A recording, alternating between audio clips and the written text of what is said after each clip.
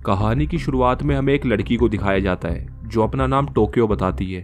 इसने आज तक अपने बॉयफ्रेंड के साथ मिलकर 15 टॉप क्लास चोरियां करी है, लेकिन कभी पकड़ी नहीं गई। लेकिन एक दिन चोरी के दौरान जब सिक्योरिटी गार्ड ने इन पर गोलियां चलाई तो बदले में इन्होंने भी उस पर गोलियां चलाई, जिसमें इसका बॉयफ्रेंड मारा गया। और अब पुलिस इस लड़की की तलाश में है। 11 दिन पुलिस से छुपने के बाद टोक्यो बाहर निकलती है। वो एक पब्लिक बूथ से अपनी माँ को कॉल करती है, लेकिन वहाँ पुलिस वाले भी मौजूद थे। टोक्यो अपनी माँ से आखिरी बार मिलना चाहती है, इसके बाद वो शहर छोड़ देगी। वो उन्हें मिलने के लिए बाहर मार्केट में बुलाती है। वो फ़ोन रखकर वहाँ से जाने लगती है, तभी उसके पास एक कार आकर रुकती है। इस कार में एक आदमी था जिसको प्रोफेसर कहते हैं। वो टोक्यो को बताता है कि पुलिस ने उसकी फील्डिंग लगा रखी है, और अपनी बात पर यकीन करवाने के लिए वो टोक्यो को कैमरे में उसकी माँ और पुलिस की तस्वीरें दिखाता है। टोक्यो पूछती है कि वो उसके घर पर नज़र क्यों रख रहा था। प्रोफेसर बताता है कि उसको ऐसे लोगों की ज़रूरत है जो 250 करोड़ यूरो डॉलर चुराने में उसका साथ दे। आज तक इतिहास में इतनी बड़ी चोरी कभी नहीं हुई, इसलिए अब से टोक्यो प्रोफेसर के साथ है। इसके साथ ही प्रोफेसर ने और 8 लोगों को इस चोरी में शामिल किया है। वो उन्हें शहर से दूर एक वीरान घर में लेकर आता है। अगले 5 महीने ये सब इसी जगह रहेंगे और अगले 5 महीने सिर्फ चोरी की प्लानिंग होगी। प्रोफेसर कहता है कि हम में से कोई भी किसी को नहीं जानता, ना ही कोई किसी को अपना नाम बताएगा। सब अपना अपना नाम शहर के नाम पर रख लेते हैं। टोक्यो के बारे में तो हम पहले ही जान गए। यह है बर्लिन, चोरी का इंचार्ज। 27 चोरियां, हीरे जवाहरात, ऑक्शन हाउसेज, सिक्योरिटी वैन्स और सबसे बड़ी चोरी पेरिस में, जहां उसने 434 बेशकीमती हीरे चुराए थे। पुलिस इसकी तलाश में है। यह है मॉस्को, पहले कोयले की खान में खुदाई करता था, जिसके बाद इसने वो काम छोड़कर बड़ी बड़ी दुकानें खोदकर वहां चोरियां करी। ये खुदाई में माहिर है।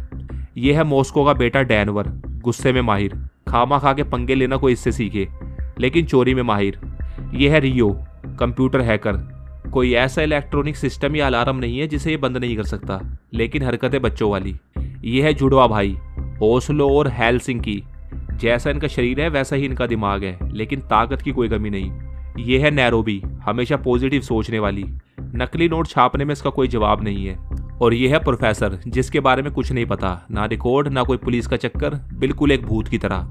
प्रोफेसर कहता है कि इस चोरी के बाद हम लोगों की नज़र में हीरो बन जाएंगे, क्योंकि वो सरकार का नहीं बल्कि पब्लिक का पैसा है, और पब्लिक सरकार से हमेशा ही चिड़ी रहती है। लेकिन याद रहे, हमें सिर्फ चोरी करनी है, कोई खून खराबा नहीं। और चोरी होगी यहाँ पर, रॉयल मिंट ऑफ स्पेन में। ये एक टकसाल है जहाँ पैसा छापा जाता है। अब याद रहे, ये कहानी प्रेजेंट और फ्लैशबैक में साथ साथ चलेगी, इसलिए 5 महीने की प्लानिंग में क्या क्या हुआ वो बीच बीच में हम देखते रहेंगे। तो कहानी आगे बढ़ाते हैं। शुक्रवार 8:35 चोरी वाला दिन। प्रोफेसर जानता था कि टकसाल में 3 टन बारूद ले जाने का सिर्फ एक ही तरीका है, वो है ये ट्रक, जो हर हफ्ते नोट छपाई का कागज लेकर टकसाल में जाता है। और उसी रास्ते से अब ये सब अंदर घुसेंगे। वो रास्ता ब्लॉक कर कर पुलिस वालों को बंदी बनाते हैं और सारा जरूरत का सामान ट्रक में भर देते हैं। यहाँ बर्लिन किसी लड़की का जिक्र करता है जिस पर टोक्यो को नजर रखनी थी। टोक्यो और नैरोबी उस लड़की के लिए वहां से चले जाते हैं और बर्लिन बाकी के साथियों को ट्रक में छुपाकर खुद पुलिस वाले के साथ उसकी कार में बैठ जाता है। दूसरी तरफ हम एक बस में स्कूल के कुछ बच्चों को देखते हैं। इसमें 17 साल की एक लड़की भी है जिसकी अभी अभी इस लड़के से दोस्ती हुई है। वो लड़की और बाकी के स्टूडेंट अंदर चले जाते हैं और ये खबर टोक्यो बर्लिन को दे देती है। उसी लड़की पर नजर रखने को बर्लिन ने कहा था। इस दौरान बर्लिन ट्रक के साथ टकसाल में घुसने में कामयाब हो जाता है और दूसरी तरफ प्रोफेसर अपने अड्डे पर पूरा सिस्टम लगाकर हर चीज पर नजर रख रहा है। रियो के अलार्म बंद करने के बाद प्रोफेसर टोक्यो को टकसाल में घुसने को कहता है।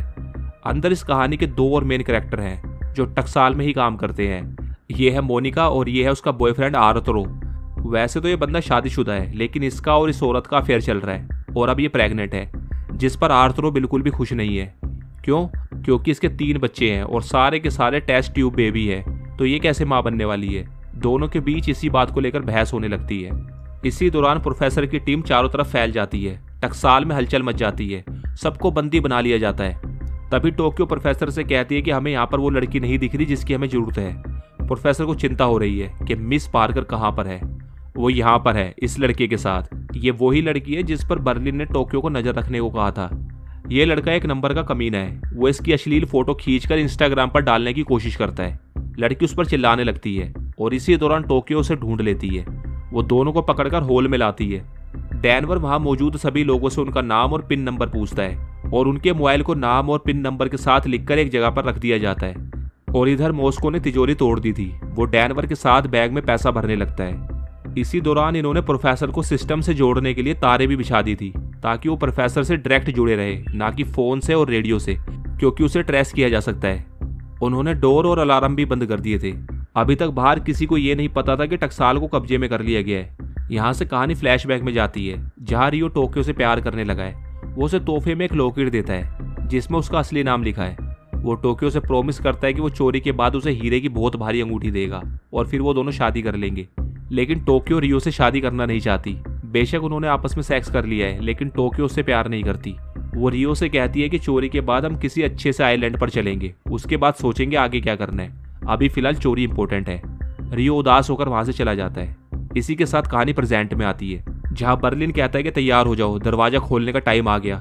वो पैसों से भरा बैग लेकर गेट पर आकर खड़े हो जाते हैं और अलार्म एक्टिवेट कर देते हैं। अब अगले 2 मिनट में यहाँ पर पुलिस आ जाएगी। कहानी फ्लैशबैक में जाती है। प्रोफेसर कहता है कि किसी को भी हमारा प्लान समझ में नहीं आना चाहिए। तुम पैसों से भरे बैग लेकर बाहर निकलोगे, पुलिस तुम पर गोलियां चलाएगी, बदले में तुम अपने आप को बचाने के लिए मजबूरी में गोलियां चलाओगे। लेकिन याद रहे, गोली किसी को लगनी नहीं चाहिए, जिसके बाद तुम वापस अंदर घुस जाओगे। इससे सबको ये लगेगा कि ये एक आम चोरी थी और तुम अपने आप को बचाने के लिए अंदर छुप गए। उन्हें ऐसा लगना चाहिए कि हम टुच्चे से चोर हैं जो बिना किसी प्लान के काम कर रहे हैं। कहानी प्रेजेंट में आती है। पुलिस पहुंच चुकी थी, लेकिन प्लान में एक चूक हो जाती है। गोली रियो को लग जाती है, जिस पर टोक्यो गुस्से में 2 पुलिस वालों को घायल कर देती है। सब वापस अंदर टकसाल में आ जाते हैं, जहां डैनवर गुस्से में रियो पर चिल्लाता है कि खून खराबा नहीं करना था बेवकूफ लड़की। और यही होता है इस पहले एपिसोड का अंत।